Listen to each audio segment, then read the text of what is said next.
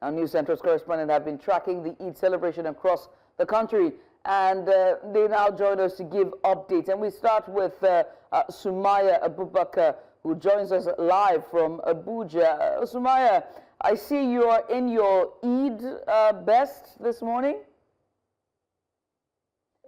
Sumaya joins us live from Nasser. Sumaya, what's the latest with you? All right, well, right now I'm in Turkey, and I am in the front of the Emir Palace. Now, behind me, of course, is the Emir's Palace. At this time, you can see the front of the palace is filled with cars. This is the time where the Emir sits down with his titled men to talk about, the progress and other lapses of this particular town. And there's also an ongoing plan of the Daba, which would be the Hawan Joti that would be done around the evening time. We're talking about from 3 to 6 p.m., where the Emir is going to come out and mass. It's going to be a long procession with titled men, the chamber people. Everybody is going to come out with their own placards, horses, and they're going to ride around the city where the people, of course, will come out and mass to wave and appreciate their king. Now, yesterday, of course, came with a bit of limitation because it was Friday, and it also had to do with the slaughtering of the ram, so they had to do everything in street. Now, today, later on, it's going to be a really slower procession that everybody is going to enjoy, and I am definitely looking forward to it. And then also, in front of me, of course, there's going to be a very big crowd of children that would be coming here to celebrate. There's a bit of fun activities that would be happening. So yeah, basically this is what I have right now going on, and people are gearing up, just preparing to come out and march to celebrate in the city center. That's the Emir's Palace. Joining us now, we also do have Joshua Marai, who is at Lugba in the Federal Capital Territory of Abuja. Joshua, what's it like at the moment? I know it's a capital, and also being the capital, there's the national mosques there. What's the celebrations going on and the prayers so far? Well, good afternoon to you, Judith. I am live at the popular recreational center, the Nova Gateway Mall across Airport Road here in Lugbe, Abuja. This place used to be a beehive of activities from the early hours of the day, but surprisingly, this place is quite as dry as it could be, because we were expecting that families would throng out this period. As you can see behind me, it's a very, very vast empty field. We were expecting that families were going to throng out and maybe catch on and the like, but I think the economic situation is gradually taking a toll on them, sensing that is the reason why most of them are not out yet. But we expect them to be out subsequently. As you know, yesterday was the slaughtering of rams and the celebration proper of the Eid al-Adha. But today we are expecting the celebration to continue, and so we are hopeful that subsequently we'll see a family or two who is coming out to have the fun of the day here in Lugbe, Abuja. Right.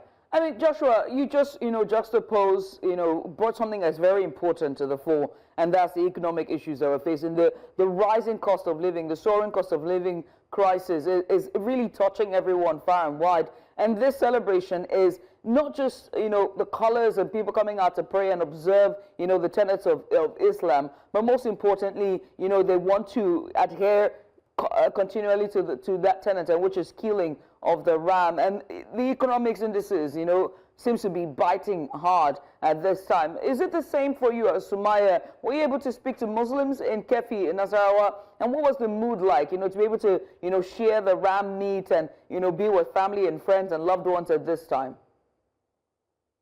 I mean, for the people of Kefi, it is a case of helping each other out. Before now, or should I say the past years, you would see people showing about 2 to 3 clothes, going from day 1 to even day 5, changing outfits. But most of the people I was able to talk to this week, they were just able to get one clothes each for themselves and their kids, just to keep the festivity, alive in their hearts. And in terms of the slaughtering of the ram, we all know the prices of ram went over, exorbitant prices. So a lot of people were not able to do this around. But then Turkey, of course, is a nomadic city. These are people that tend to rear their own rams themselves. So some of them were able to do that because of how long they took to rear them.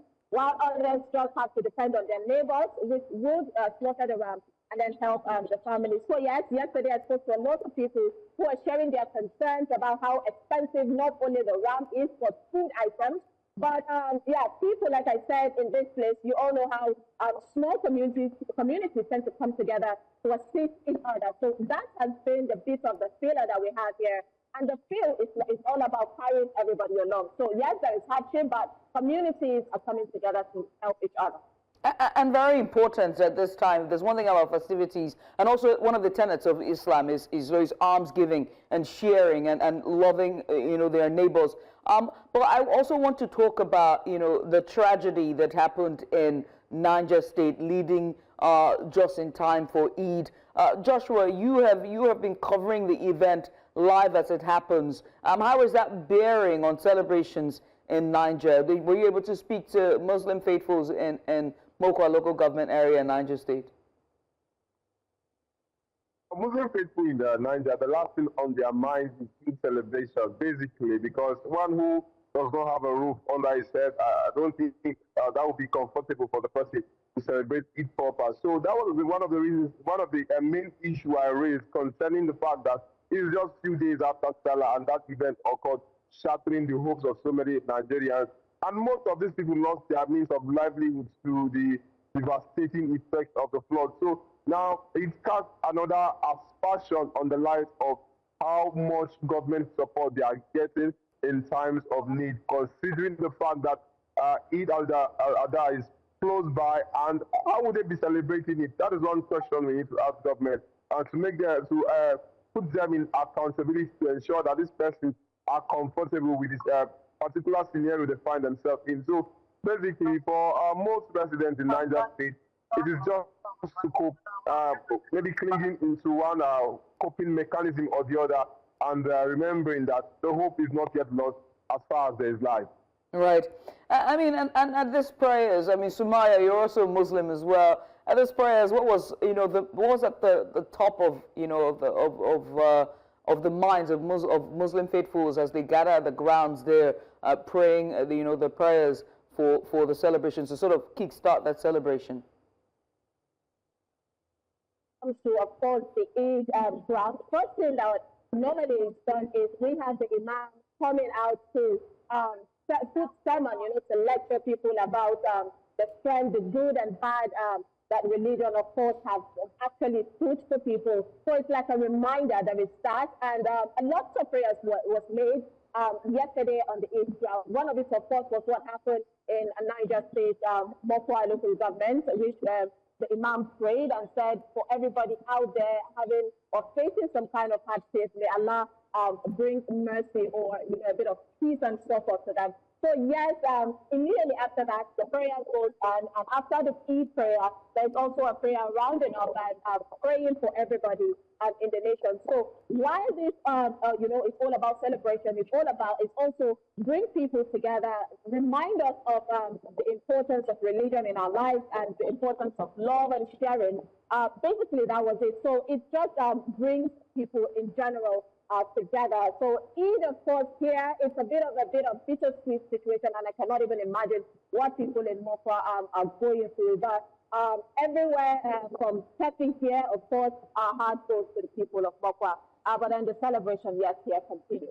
Yeah, I mean, Sumaya, many thanks. We appreciate you. Sumaya Abubakar, our correspondent live from the capital of Nasarawa, Kefi, or rather from Kefi, Nasarawa, and also Joshua Marai, who's a reporter at Lugba, the Federal Capital Territory, Abuja. Sumaya, there are way bills and logistical companies, so I expect my Sallah meat as well as the outfit you're wearing.